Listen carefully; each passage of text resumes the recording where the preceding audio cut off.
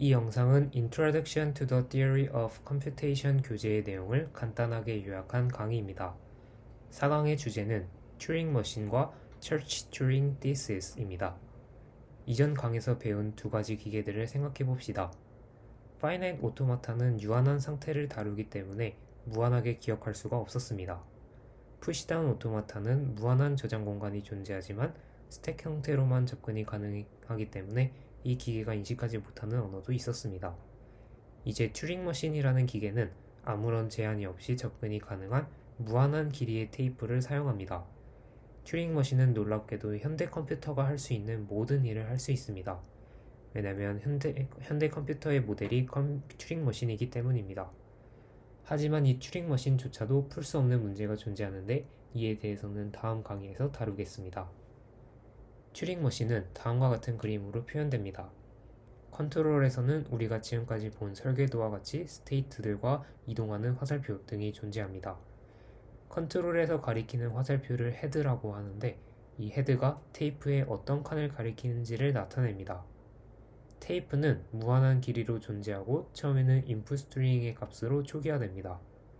헤드는 테이프 위를 좌우로 자유롭게 이동할 수 있고 읽기와 쓰기가 모두 가능합니다. 튜링 머신을 도식화하면 다음과 같이 나타낼 수 있습니다.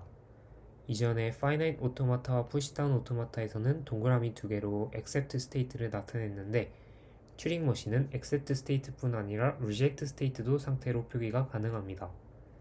이전 기계들은 스트링이 종료되었을 때 accept state에 도착하면 accept, 그렇지 않으면 reject를 했었지만 튜링 머신은 테이프를 읽다가 accept state 또는 reject state에 도착하면 그 즉시 스탑하고 결과를 출력합니다.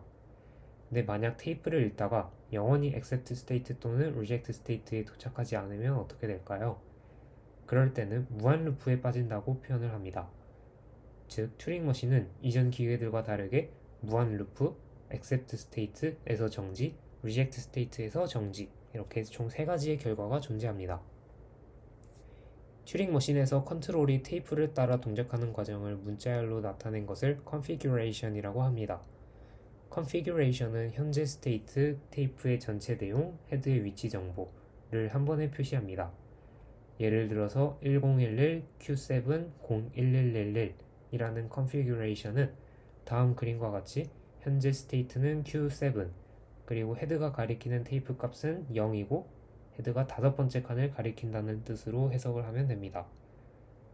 이번에는 튜링 머신이 어떻게 동작하는지 살펴봅시다. Q1이 start state이고 accept state와 reject state가 모두 표시되어 있습니다.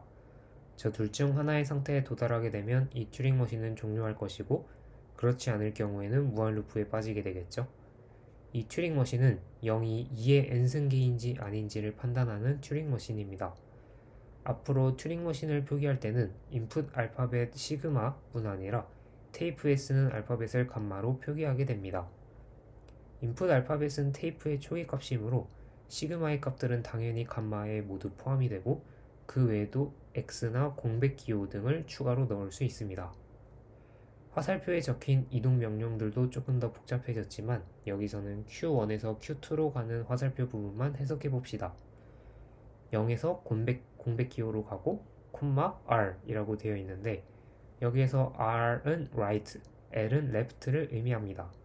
즉 테이프에서 헤드가 가리키는 0을 공백 기호로 바꾸고 오른쪽으로 이동해라 라는 명령으로 해석할 수 있습니다. 이 튜링 머신의 인풋으로 0000이 들어왔을 때 configuration이 어떻게 변화하는지 살펴봅시다. 먼저 테이프는 0000으로 초기화가 되어 있고 시작 상태는 Q1이므로 첫 번째 configuration은 Q10000입니다. Q1에서 읽은 값이 0이므로 Q2로 이동하는 화살표를 따라 0을 공백 기호로 바꾸고 헤드를 오른쪽으로 이동합니다.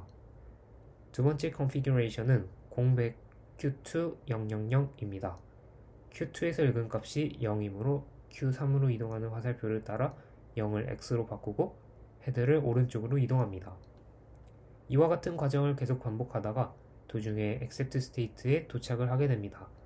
따라서 튜링 머신은 여기에서 정지하고 결과를 accept로 출력합니다. 뒤에서 다룰 튜링 머신들은 설계도가 너무 복잡해서 이제 더 이상 그림으로 나타내지 않고 다음과 같이 말로 풀어서 설명하는 경우가 더 많습니다. B는 샵을 기준으로 앞의 문자열과 뒤의 문자열이 같은 형식의 문자열들의 집합입니다. 입력으로 오른쪽 예시의 값이 들어왔다고 가정해 보겠습니다. 먼저 스텝 1은 샵을 기준으로 왼쪽에 011000의 첫 글자와 오른쪽에 011000의 첫 글자를 보고 글자가 같으면 모두 X로 값을 바꿉니다. 만약 두 글자가 다르면 그 즉시 리젝트를 하고 기계를 종료합니다. 이 과정을 샵 기준으로 왼쪽 글자가 모두 X 표시가 될 때까지 반복합니다. 스텝 2는 왼쪽 글자가 모두 X 표시되었을 때 오른쪽에 남은 글자가 있는지를 확인합니다. 오른쪽에 남은 글자가 있으면 리젝트를 하고 남은 글자가 없는 경우 accept를 하게 됩니다. 이 경우에는 오른쪽에 남은 글자가 공백 기호로 없으므로 accept를 하게 됩니다. 이번에는 D라는 랭귀지를 봅시다. 이 랭귀지는 이전 강의에서 컨텍스트 프리 랭귀지로 표현할 수 없는 것이라고 했었는데 방금 본 B를 인식하는 튜링 머신을 이용하여 이를 인식하는 기계를 만들어 봅시다. 먼저 문자 전체의 길이가 짝수면 절반이 되는 지점을 찾아서 그 다음에 샵을 삽입합니다. 그렇게 되면 B의 랭귀지와 동일한 문자열이 만들어지므로 다음 스텝에서 B를 인식하는 튜링 머신을 실행하면 됩니다. 만약 문자 전체의 길이가 홀수였다면 애초에 앞뒤의 문자열이 같지 않다는 뜻이므로 즉시 리젝트를 하면 됩니다. 다시 말해 D는 컨텍스트 프리 랭귀지가 아니었지만 이를 인식하는 튜링 기계를 찾을 수 있었습니다. 이를 튜링 recognizable language, 한국어로는 튜링 인식 언어라고 부릅니다. 즉 튜링 인식 언어의 표현력이 컨텍스트 프리 랭귀지보다 높다고 볼 수 있습니다. 이를 집합의 포함 관계로 나타내면 다음과 같습니다. 근데 자세히 보시면 컨텍스트 프리와 튜링 recognizable 사이에 decidable 이라는 개념이 존재합니다. 튜링 recognizable과 decidable language의 차이점은 다음과 같이 튜링 머신의 결과가 다릅니다. decidable은 튜링 머신의 결과 중 무한 루프가 없는 경우를 의미하고 튜링 recognizable은 무한 루프가 있는 경우까지를 포함합니다.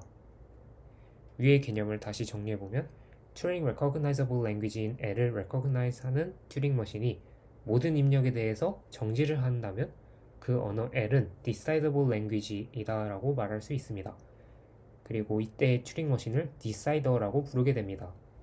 즉, decider라는 기계는 무한 루프 없이 모든 입력에 대해 accept 또는 reject의 결과를 반드시 출력하게 됩니다. 여담으로 아까 B와 D를 인식하던 튜링 머신도 무한 루프에 빠질 수 없는 기계였기 때문에 사실 B를 결정하던 decider였다고 볼 수 있습니다. 잠시 힐베르트의 10번째 문제를 살펴봅시다. 이 문제는 정수계수를 가진 다항식이 정수해를 가지는지 판별하는 알고리즘을 구하라는 문제입니다. 예를 들면 4x 3승 더하기 2x 제곱 더하기 x 빼기 7이라는 다항식을 입력으로 넣었을 때 그 값이 0이 되는 정수해 x가 존재하는지를 yes 또는 no로 출력하라 라는 문제이죠. 우리가 알고 있는 알고리즘의 정의는 어떤 작업을 수행하기 위한 명확한 절차를 의미합니다. 하지만 이 문제가 나올 때는 알고리즘이 무엇인지 엄밀하게 정의가 되어 있지 않았습니다.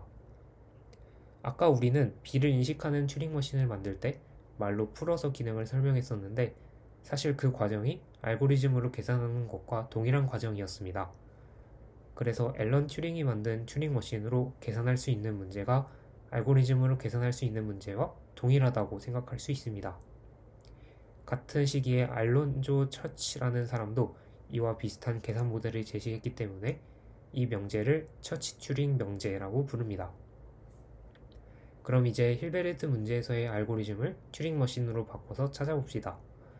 어떤 튜링 머신 H10이 0, -1, 1, 2, -2, 3, -3 순으로 양수와 음수를 번갈아 가면서 모든 정수를 대입해보고 그 중에 답이 맞으면 accept를 하도록 동작한다고 가정해봅시다.